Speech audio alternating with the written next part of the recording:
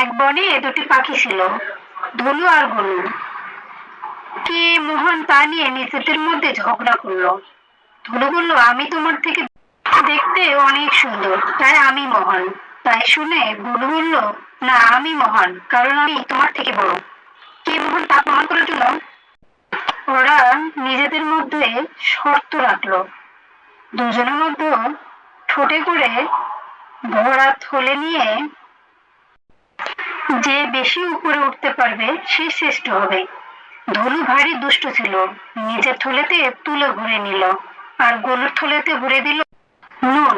এবার দুই পাখি উঠতে শুরু করলো। ধলু অনেক উপরের দিকে উঠতে লাগলো, কিন্তু গলু বেশি উঠতে পারলো না, সূর্যের তাপ ছিল অনেক বেশি।